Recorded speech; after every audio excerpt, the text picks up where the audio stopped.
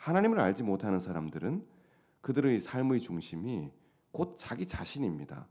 우리는 어떤 나라를 가리켜가지고 야 너들이 무슨 세계 1등 국가냐 그렇게 이야기를 하지만, 그런데 우리가 믿는 우리들이 봤을 때, 그리고 안 믿는 사람들의 대부분의 삶은 결국 그들의 세계관이라고 했을 때 그것은 자기 자신을 중심으로 철저하게 돌아가고 있다라는 겁니다. 그게 나와 관련이 있는지, 그리고 나한테 유익을 주는 것인지, 나한테 얼마만큼 도움이 되는지, 그리고 그게 도저히 판단이 안 섰을 때는 단호하게 손을 끊어버리고 그걸 처세라고 이야기하고 그걸 지혜라고 떠들어대는 것이 하나님 모르는 사람들의 대부분의 삶입니다.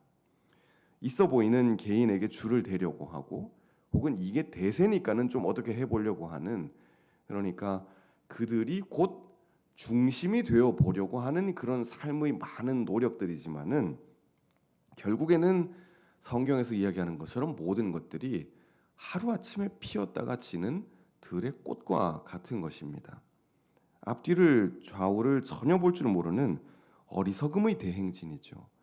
그러나 하나님을 믿는 우리의 세계관은 다릅니다. 하나님 없는 사람들의 세계관은 그들이 곧 중심이 되려고 하는 그런 삶의 모양이지만, 우리 삶의 중심은 하나님이고 우리 일상의 중심은 교회가 되어야 되는 줄로 믿습니다.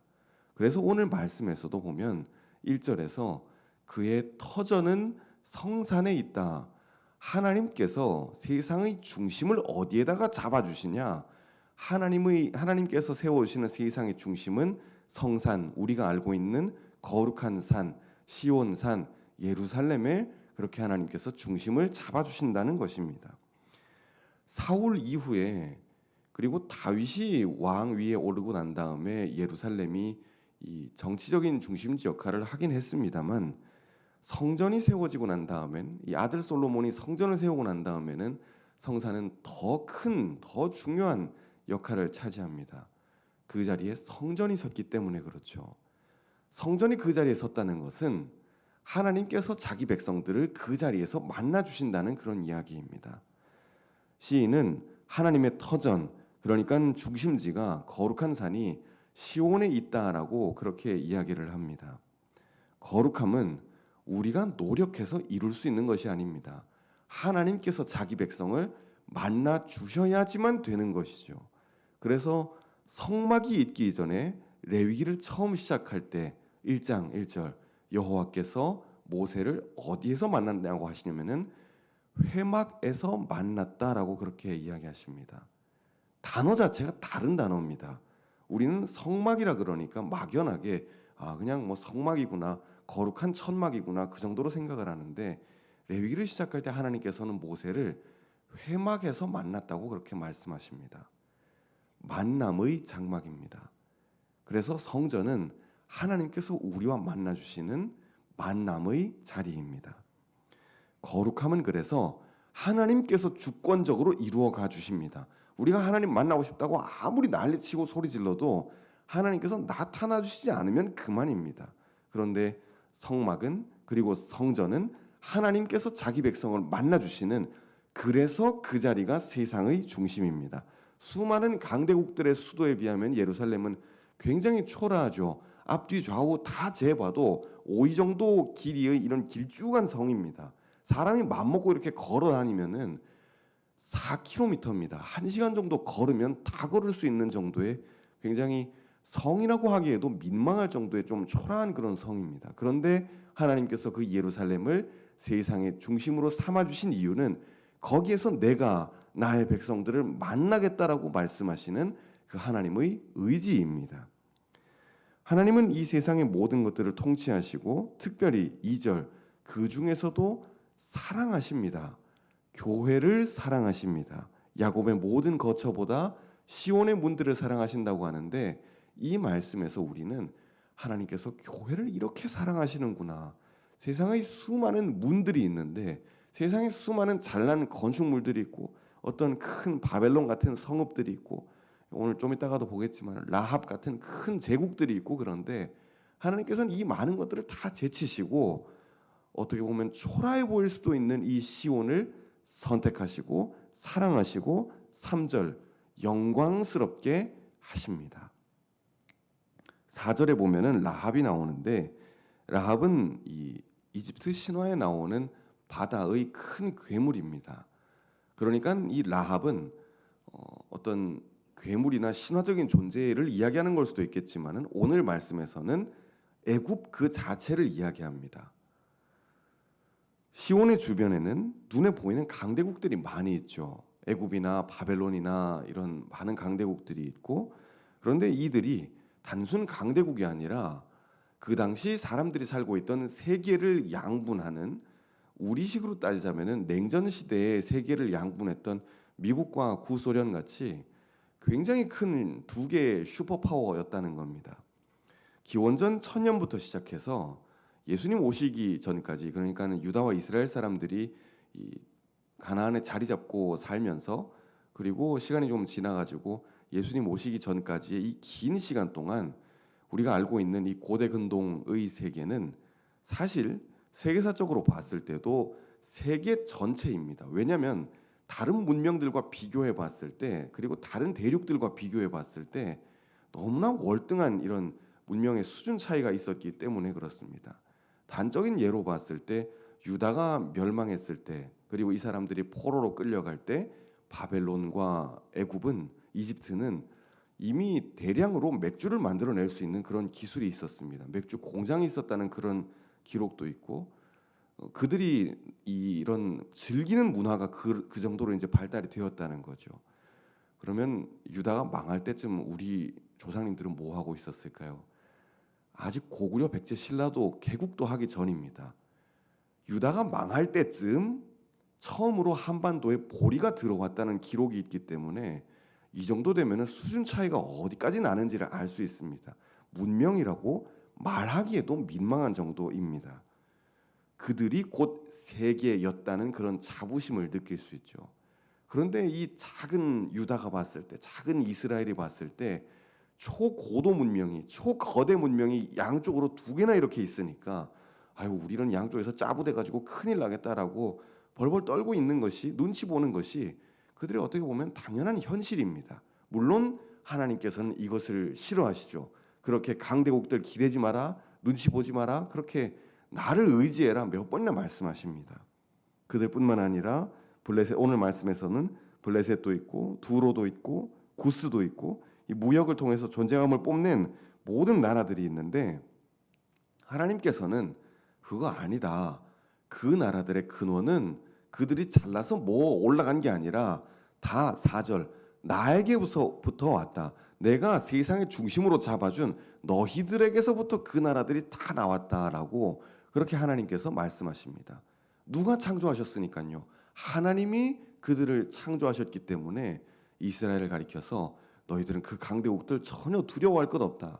잘 나가는 나라들, 큰 소리 치는 나라들 절대 두려워할 것 없다라고 하나님께서 말씀하십니다. 6절 여호와께서 민족을 등록하실 때에는 그들의 수를 세실 것이다.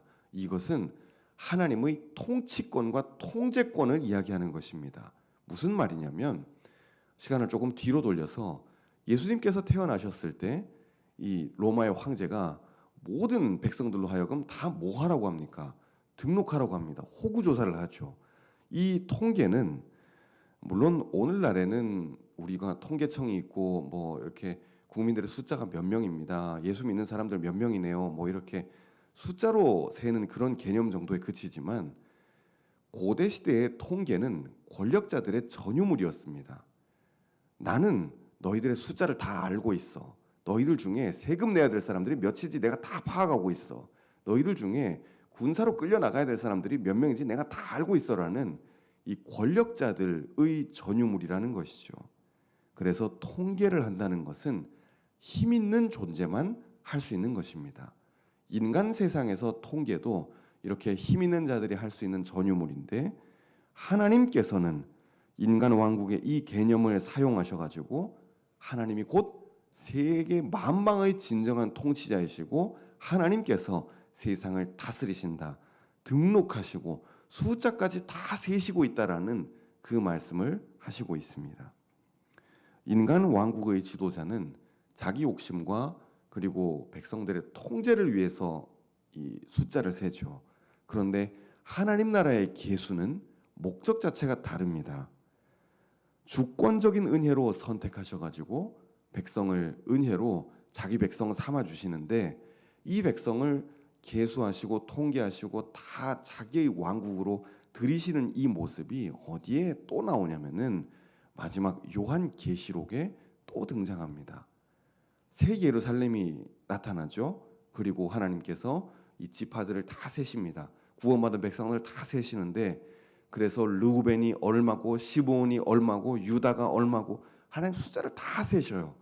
그것은 구원받은 백성들이 그만큼 많다는 것을 이야기하는 걸 수도 있겠지만은, 하나님께서 이제 온전하게 그들의 왕이 되시고 이 세상 가운데 우리가 살아가면서 세상에 수많은 하나님을 대적해서 일어서는 사람들이 있고, 또 왕조가 있고, 어떤 독재자들이 있고, 하나님을 대적하는 사상들이 있고, 잘 나가는 어떤 문명들이 있고 다 있는데, 이제 그런 것들 다 없어져 버리고 하나님만이 우리의 진정한 통치자가 되어 주신다라는 그런 이야기입니다.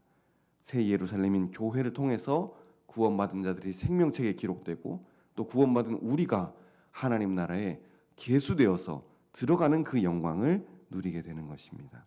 그래서 우리가 오늘 하루 또 살아갈 때, 하나님, 우리가 세상의 중심이라고 수많은 사람들이 자기가 세상의 중심이라고 이렇게 떠들어대는데, 하나님께서 영적인 중심으로 삼아주신 그 교회, 그리고 하나님께서 새 예루살렘으로 삼아주신 그 교회, 또 교회로서의 내가 하나님께서 세우시는 중심이라는 사실을 믿고, 그리고 자부심을 가지고 그렇게 기도하면서 하나님의 뜻을, 하나님께서 예루살렘을 통해서 세상 가운데 이루시는 것 같이 나를 통해서도 세상 가운데 이루어 주시고, 또 민족들을 다스리시는 것 같이 나를 통해서 세상 가운데 하나님의 영역이 넓어지게 하여 주옵소서.